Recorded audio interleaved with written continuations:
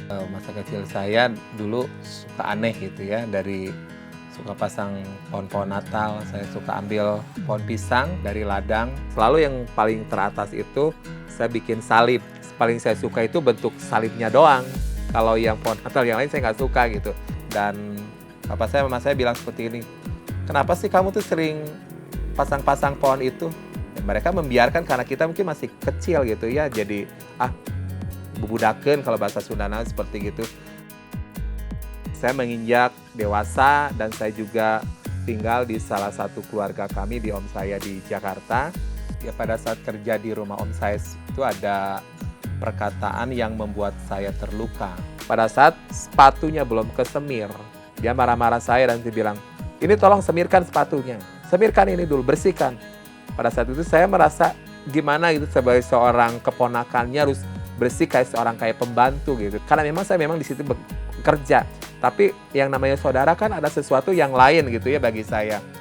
Nah, suatu ketika dia udah berangkat ke kantor, sore hari ketika dia pulang, dia marah lagi. Buka garasi. Akhirnya saya udah bukakan garasi mobil itu dan dia pulang. Saya masuk duluan karena ada kerjaan di belakang. Tetapi om saya marah-marah. Majikan itu depan, pembantu di belakang. Saya di situ sakit sekali. Namanya juga kita orang ikut sama dia, kita harus menghormati dia dan sebagainya.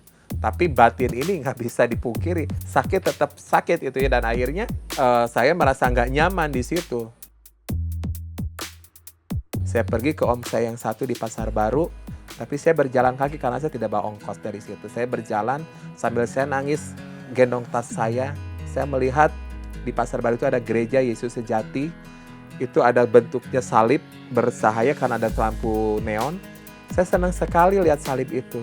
Nah setelah itu saya selalu begitu berpikir bahwa ini saya harus tanya salib itu apa sih untuk kehidupan saya. Akhirnya pada saat saya dari Jakarta hijrah ke Bandung, dan pada situ saya masih pegang ajaran saya. Tapi setelah saya komitmen dengan orang yang memberitakan Injil ke saya bahwa Isa Al-Masih itu katanya Tuhan saya.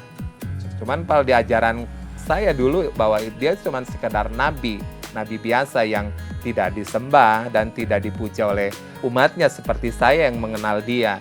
Dan akhirnya nama Yesus itu terngiang terus di hati saya karena mereka memberitakan bahwa Al-Masih itu atau Yesus itu adalah juru selamat saya. Dan saya ambil salah satu buku kitab mereka dengan kitab saya padukan. Kamu cari jalan yang lurus. Nah saya bingung ya pada saat itu jalan yang lurus itu apa gitu. Nah ternyata jalan yang lurus yang di dalam Fatihah itu, saya harus mencari jalan itu ada di mana. Pada saat si hamba Tuhan itu menceritakan bagaimana bahwa Injil itu adalah kebenaran. Nah pada saat dia bilang, Pak saya mau tanya, karena yang mengejar kehidupan saya itu salib. Salib itu apa sih Pak artinya? Nah dia terangkan, salib itu adalah yang pertama dikatanya kita manusia berdosa. Yesus membuat palang salib. Di sini Allah yang suci. Nah, dia ceritakan bagaimana kejadian Adam jatuh dalam dosa dan kita juga sebagai umatnya manusia bahwa upah dosa adalah maut. Saya merasa pribadi saya menjadi khawatir dengan kehidupan saya. Dan akhirnya saya berdoa, saya zikir, saya bilang ya Allah, ya Robbi, kalau Yesus Isa Al-Masih itu Tuhan saya, buktikan kebenarannya dalam kehidupan saya.